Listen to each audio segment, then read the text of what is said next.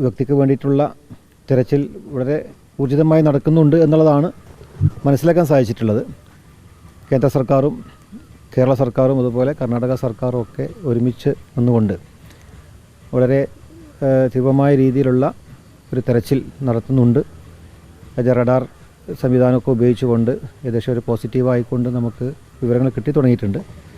കുടുംബം വളരെ പ്രതീക്ഷയിലാണ്. ഞങ്ങളൊക്കെ എല്ലാവരും കേരളം മുഴുവൻ പ്രാർത്ഥിക്കുന്നത് അദ്ദേഹത്തിൻ്റെ ജീവനോട് കൂടിയിട്ടുള്ള ഒരു തിരിച്ചുവരവിന് വേണ്ടിയാണ്.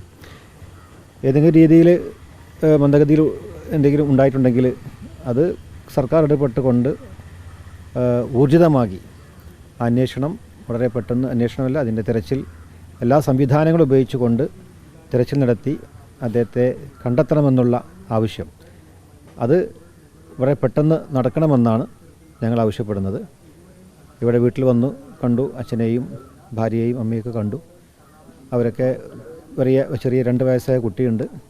എല്ലാവരും ദുഃഖത്തിലാണ്. പക്ഷേ നമുക്ക് ഒരു പ്രതീക്ഷയുണ്ട്.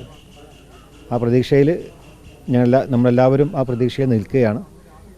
നമ്മളൊക്കെ തിരിച്ച് വരുമെന്നുള്ള ആ പ്രതീക്ഷയിൽ നമുക്ക് പ്രാർത്ഥിക്കാം. എല്ലാം ദൈവത്തിൻ്റെ രീതിയിൽ നടക്കും. അത് ഏതായാലും തിരിച്ചു വരട്ടെ നിങ്ങൾ പ്രാർത്ഥിക്കുക.